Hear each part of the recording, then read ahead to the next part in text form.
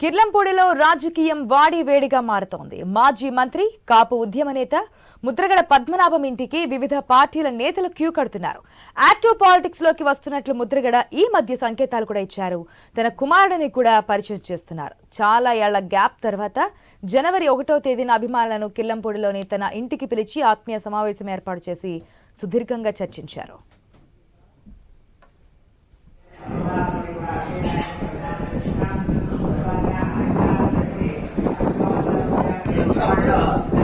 కూడా ఆ కార్యక్రమం అయ్యేంతవరకు కూడా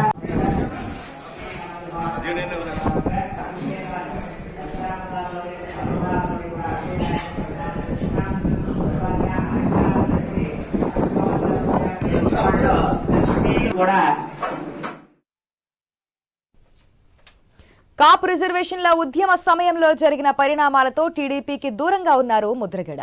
అప్పటి నుంచి వైసీపీకి దగ్గరగా ఉన్నట్లు ప్రచారం జరిగినా బయటపడని సందర్భాలు లేవు. కానీ మరో 3 నెలల్లో అసెంబ్లీ ఎన్నికలు ఉండడంతో ముద్రగడ పద్మనాభం కదలికలు పెరిగాయి. ఈ ఎన్నికల్లో కుమారుడిని బరిలోకి దించుతారని వైసీపీతో మాటలు పూర్తయ్యాయని ప్రచారం కూడా జరుగుతోంది. కానీ ఎక్కడా లీకులు రాలేదు.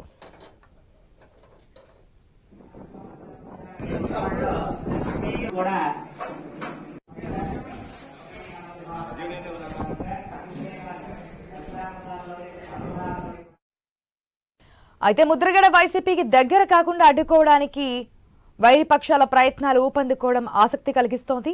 ఇంటికి ఎవరొచ్చినా బ్రహ్మాండమైన ఆతిథ్యం ఇచ్చే ముద్రగడ జనసేన టీడీపీ నేతలు వచ్చినా అదే మర్యాద చేస్తున్నారు. వచ్చిన వారిని కాదనకుండా ఏకాంత చర్చలు జరుపుతున్నారు. బుధవారం జనసేన నేత బొలిశెట్టి శ్రీనివాస్ వస్తే మాట్లాడారు. ఇదో కీలక పరిణామం. ఇప్పుడు టీడీపీ వంతొచ్చింది. మాజీ ఎమ్మెల్యే జ్యోతుల నెహ్రూ కిర్లంపూడిలో ప్రత్యక్షమయ్యారు. నేరుగా ముద్రగడ పద్మనాభం ఇంటికి వెళ్లారు. చెప్పడానికి బ్రేక్ఫాస్ట్ మీటింగ్ అని ప్రచారం జరుగుతున్నా రాజకీయంగా ఎలాంటి బ్రేక్ త్రూ వస్తుందా అనే ఉత్కంఠ నెలకొంది.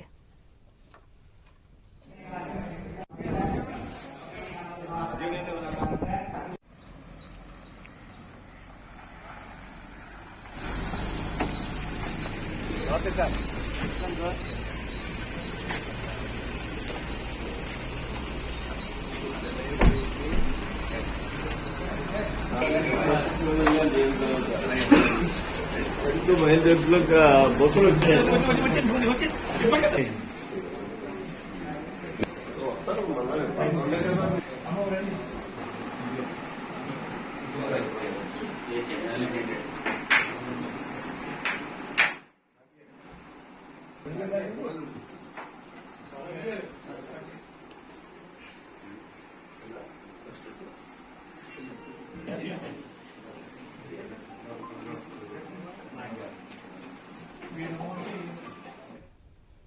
ఇన్నాళ్ళు టీడీపీ పైన చంద్రబాబు పైన అంతెత్తున ఫైర్ అయిన ముద్రగడ పద్మనాభం ఇప్పుడు జ్యోతుల నెహ్రూ బొలిశెట్టి శ్రీనివాస్ చెప్పారని మనసు మార్చుకుంటారా?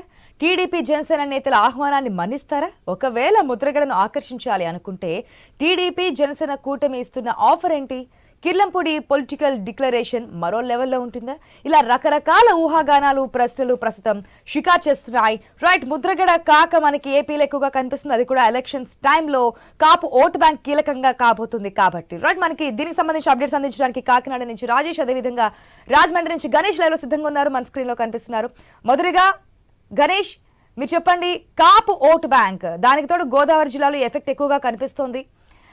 ఎటు టర్న్ అయితే అటు గెలుపు అవకాశాలు ఎక్కువగా ఉండే అవకాశం ఉంది. ముద్రగడ పద్మనాభం వైసీపీలో చేరబోతున్నారు. ఇప్పుడు కాస్త యాక్టివ్ పాలిటిక్స్ లోకి వచ్చారు. ఇన్ని ఊహాగానాలు వినిపిస్తున్నా జనసేన టీడీపీ నేతలు కలవడం, మీట్ అవడంలో ఆంతర్యం ఏమనుకోవచ్చు?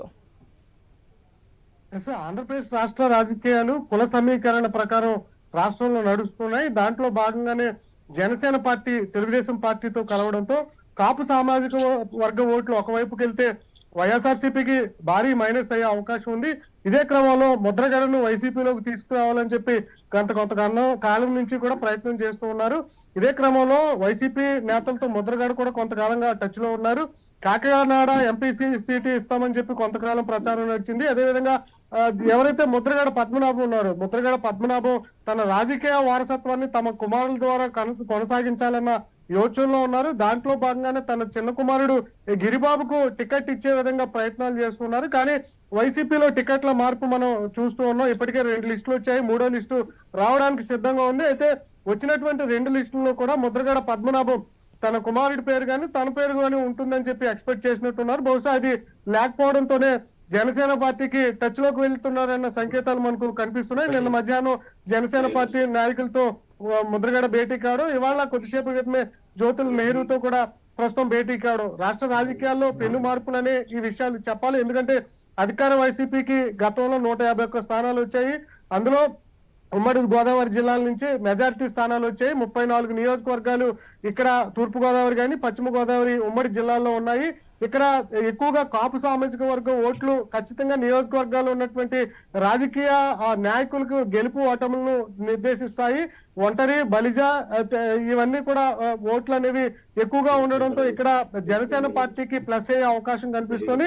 అందులోనూ జనసేన పార్టీ ఇప్పుడు మనం చూసాం, పవన్ కళ్యాణ్ గత వారం ఒక లేఖ రాశారు. కాపు సామాజిక వర్గంలో ఉన్నటువంటి పెద్ద నాయకులు గాని ఉద్యమ నాయకులు గాని ఆలోచించండి, వైఎస్ఆర్సీపీ కులాల మధ్య చిచ్చు పెట్టి లబ్ధి పొందే ప్రయత్నం చేస్తుంది. దాంట్లో భాగంగానే కాపులంతా కూడా సమన్వయంతో ముందుకు రావాల్సినటువంటి అవసరం ఉంది.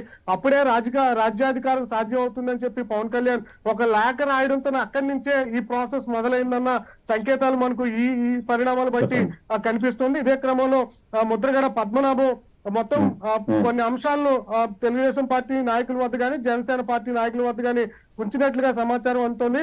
పెద్దాపురం నియోజకవర్గంతో పాటు పిఠాపురం నియోజకవర్గం, పత్తిపాడు నియోజకవర్గం, ఈ 3 నియోజకవర్గాల నుంచి పోటీకి అవకాశం ఇవ్వాలని చెప్పి కోరుతున్నటువంటి పరిస్థితి. అయితే ఇప్పటికే పెద్దాపురం నియోజకవర్గంలో మాజీ హోంమంత్రి నిమ్మకాయల చినరాజప్ప తెలుగుదేశం పార్టీ నుంచి పోటీ చేసేందుకు సిద్ధంగా ఉన్నారు. దాంతో పాటుగానే అంటే గతంలోనే చంద్రబాబు ముద్రగా ఈ చినరాజప్పకు పోటీకి అవకాశం ఇస్తున్నా అని చెప్పి బహిరంగ వేదికలో ప్రకటించడంతో అక్కడ అవకాశం లేదని భావించాలి. ఇంకా కాపు సామాజిక వర్గం ఓట్లు ఎక్కువగా ఉన్నటువంటి పిఠాపురం కావచ్చు, పత్తిపాడు కావచ్చు, ఈ 2 నియోజకవర్గాల్లో ఏదో ఒక నియోజకవర్గం జనసేన నుంచి పోటీకి దిగే విధంగా ప్రస్తుతం ఈ రాజకీయ చర్చలు నడుస్తున్నట్లు తెలుస్తుంది. ప్రస్తుతం వైఎస్ఆర్సీపీ కాకినాడ ఎంపీగా ఉన్నటువంటి వంగ గీతను పిఠాపురం నియోజకవర్గానికి ఇన్ఛార్జ్ గా వైఎస్ఆర్సీపీ నిలబెట్టడం జరిగింది. ఇదే క్రమంలో 90,000 ఓట్ల వరకు కూడా ఒకే నియోజకవర్గం పిఠాపురంలో ఉన్నాయి. అందువల్ల పిఠాపురం నియోజకవర్గాన్ని ముద్రగడ ఆశిస్తున్నట్లుగా మనకు సమాచారం అందుతోంది.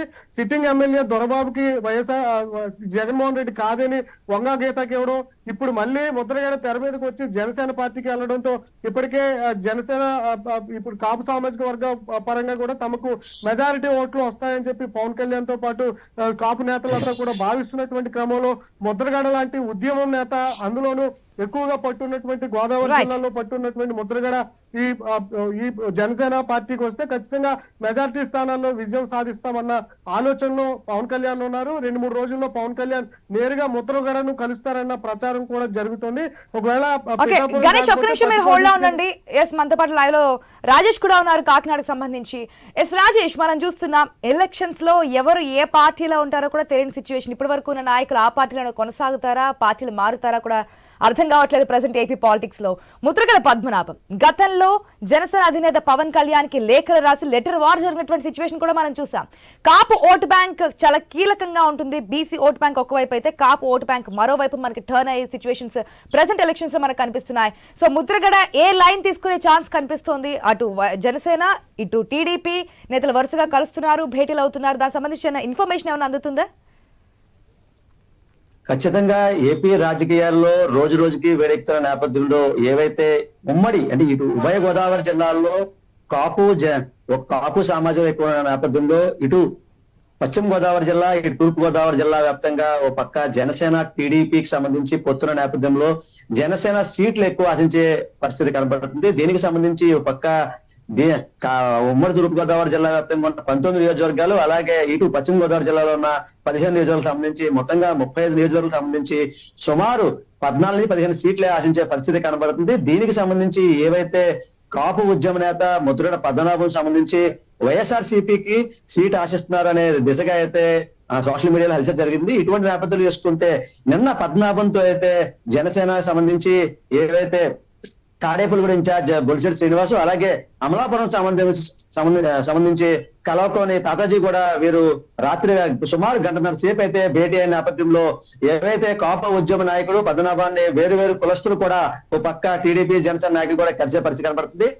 ఓ పక్క కాపు ఉద్యమ నేత ప్రత్యక్ష రాజకీయాల్లో మరోసారి అడుగు పెట్టే అవకాశం ఉండడంతో ఏవైతే ముద్రగడ పద్మనాభం అయితే అడుగేసే పరిస్థితి కనబడుతుంది. ముఖ్యంగా చూసుకుంటే కాపు ఉద్యమ నేత ముద్రగడ పద్మనాభం ఏవైతే వైసీపీకి సంబంధించి అంటే సుమారు 2009లో ఆయన పిఠాపురం నియోజకవర్గం నుంచి ఆయన నిలబడి ఏవైతే ప్రజారాజ్యం పార్టీ నిలబడిన ప్రస్తుతం ఉన్న ఎంపీ వంగా గీతపై ఆయన ఓటమి పాలయ్యారు. అయితే 2009లో ఆయన రాజకీయాల్లో నేను రాను అని చెప్పడంతో మరో పక్క కాపు ఉద్యమ నేతగా ముందుకెళ్లారు. అయితే అటువంటి నేపథ్యం చూసుకుంటే 2016లో కాపు ఉద్యమం సంబంధించి ఏవైతే తుని నియోజకవర్గంలో రైల్వే దాడి సంఘటన జరిగింది. ఇటువంటి నేపథ్యం చూసుకుంటే దీనికి సంబంధించి కాపు ఉద్యమంలో ఏవైతే కేసులు కొట్టివేయడంతో ఈయన వైసీపీకి పట్టం కట్టని చెప్పి ఒక పక్క కాపు నాయకులు చెప్పి పరిష్కారం పడుతుంది. మరో పక్క చూస్తే ఏవైతే ఈయన అంటే సుమారు రాజకీయం సన్యాసం తీసుకున్న కాపు ఉద్యమ నేత ముద్రగడ పద్మనాభం సంబంధించి వీరు రాజకీయాలు దూరంగా ఉన్నారు. ఇటువంటి నేపథ్యం చూసుకుంటే సుమారు 4 ఏళ్ళు దూరంగా ఉన్న కాపు ఉద్యమ నేత ఒక్కసారిగా మొన్న జనవరి 1వ తేదీన సమైక్య వేదిక అంటే ఒక కలయిక వేదిక ఈయన ఏవైతే ఈ భేటీ కూడా అయ్యారు. భేటీలో కూడా అల్పాహారంతో భేటీ అయ్యారు. దీనికి సంబంధించి వివిధ సంఘ నాయకులు అలాగే ఓ పక్క కాపు అలాగే టీడీపీ నాయకులు కూడా అక్కడ వెళ్ళడం జరిగింది. మరో పక్క చూస్తే ఏవైతే వైసీపీకి సంబంధించి వైసీపీ ముఖ్య నేతలు కూడా భారీ స్థాయిలో అక్కడ చేరుకోవడం వారితో భేటీ అవ్వడం కూడా జరిగింది. అయితే దీనికి సంబంధించి ఏవైతే ముద్రగడ పద్మనాభం ప్రతిపాడు సీటు ఆశించడం అలాగే ఎవరైతే ప్రస్తుతం పర్వత పూర్ణచంద్ర ప్రసాద్ సిట్టింగ్ ఎమ్మెల్యేగా ఉన్నారో వారి యొక్క పనితీరు బాగోకపోవడంతో వారు సీటు మారుస్తారనే టాక్ బయట రావడంతో వీరు కూడా వారి అబ్బాయికి చెల్లారావు కూడా సీటు ఆశించే పరిస్థితి కనపడుతుంది. అయితే ఓ పక్క ఏవైతే ప్రతిపాడు నియోజకవర్గం నుంచి సీటు అంటే ఇస్తానన్న సీటు ఒక్కసారిగా ఇవ్వకపోవడం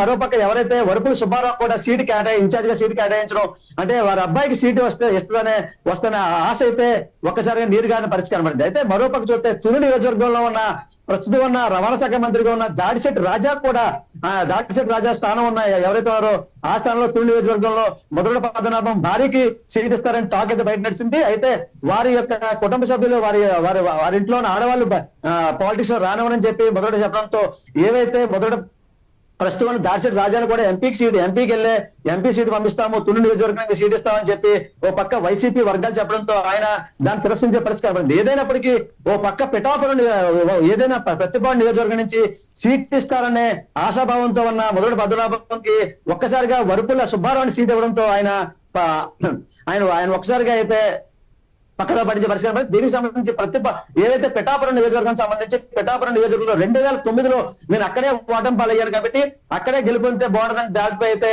ఆయన ముందుకు అడుగులేస్తారని చెప్పి ఓ పక్క ముద్రగడ పద్మనాభం అనుచరులు చెప్పే పరిష్కారం పడుతుంది.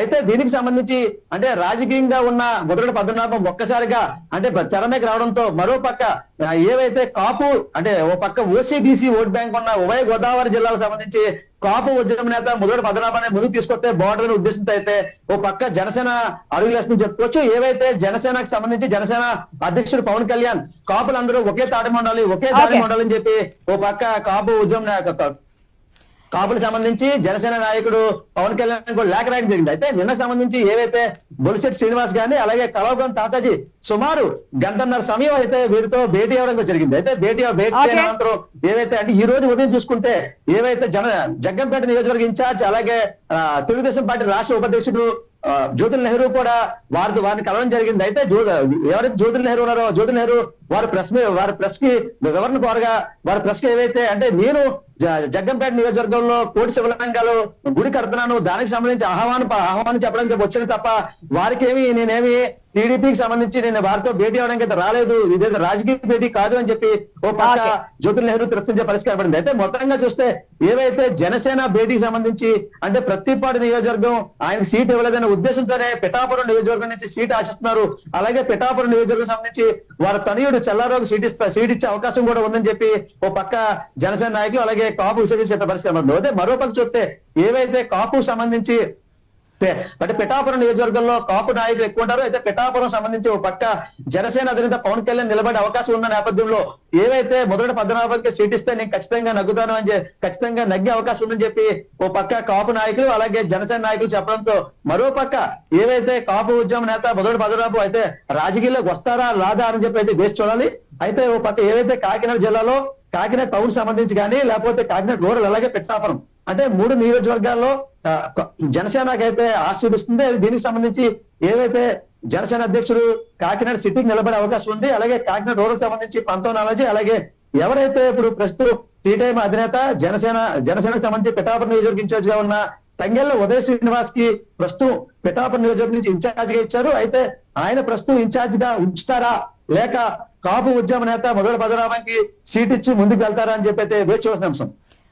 Right Rajesh, thanks for the update. అదేవిధంగా గణేష్ లైవ్ లోకి వచ్చి అక్కడ జరుగుతున్నటువంటి రాజకీయ పరిణామాలు, ఏ రాజకీయ పార్టీల నాయకులు ముద్రగడను కలుస్తున్నారు, ఆ డిమాండ్ ఏంటని చెప్పి తెలియజేసినందుకు వన్స్ అగైన్ థ్యాంక్ యూ. మనం చూస్తున్నాం కిర్లంపూడిలో రాజకీయం వాడి వేడిగా మారుతోంది. మాజీ మంత్రి కాపు ఉద్యమ నేత ముద్రగడ పద్మనాభం ఇంటికి వివిధ పార్టీల నేతలు క్యూ కడుతున్నారు. యాక్టివ్ పాలిటిక్స్ లోకి వస్తున్నట్లు ముద్రగడ ఈ మధ్య సంకేతాలు కూడా ఇచ్చారు. తన కుమారుడిని కూడా పరిచయం చేస్తున్నారు. చాలా ఏళ్ల గ్యాప్ తర్వాత జనవరి 1న అభిమానులకు కిర్లంపూడిలోని తన ఇంటికి పిలిచి ఆత్మీయ సమావేశం ఏర్పాటు చేసి సుదీర్ఘంగా చర్చించారు కిర్లంపూడి.